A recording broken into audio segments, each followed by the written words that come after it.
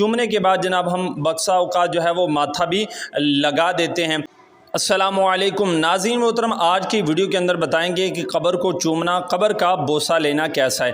اکثر اس طرح ہوتا ہے کہ جب ہم قبرستان کے اندر جاتے ہیں اپنے والدین کی قبر پر یا کسی کی قبر پر، تو محبت کے اندر آ کر ہم والدین کی قبر کو چومتے ہیں۔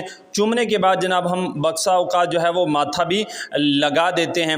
تو ناظرین محترم، یہ چومنا اور ماتھا لگانا جو ہے اس طرح نہیں کرنا چاہیے، کیونکہ دیکھنے والا جو ہے وہ یہ محسوس کرتا ہے کہ قبر کو سجدہ کیا جا رہا ہے۔ تو ہر اس کام سے بچنا چاہیے کہ جو جناب ہمیں ایسے کام کی طرف مبتلا کرے کہ جو لوگ ہم پر انگلیاں اٹھائیں۔ تو اب آپ نے اس طرح ہاتھ لگا کر اکثر لوگ چومتے ہیں، تو اس طرح بھی آپ نے نہیں کرنا۔ اب صحیح طریقہ کار کیا ہے کہ آپ نے قبر سے تھوڑا سا ہٹ کر اس طرح جو ہے وہ کھڑے ہو جانا ہے۔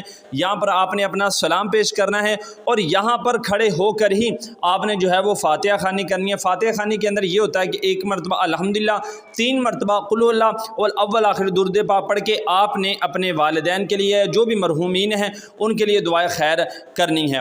تو یہ صحیح طریقہ ہے۔ آپ نے تھوڑا سا پیچھے ہٹ کر جو ہے وہ کھڑے ہو جانا ہے اور وہاں پر کھڑے ہو کر ہی آپ نے اپنے مرحومین کے لیے جو ہے وہ دعائے خیر کرتے جو ہے وہ رہنا ہے۔ دوسرے طریقے سے اگر آپ کریں گے تو اس طرح جو ہے وہ لوگ یہ سمجھیں گے کہ یہ سجدہ جو ہے وہ قبر کو کر رہا ہے، جو کہ بالکل بھی جو ہے وہ درست نہیں۔ تو اس طرح آپ نے جو ہے وہ سلام کرنا ہے اور دعائے خیر کرنی ہے اور اپنے قبرستان سے چلے جانا۔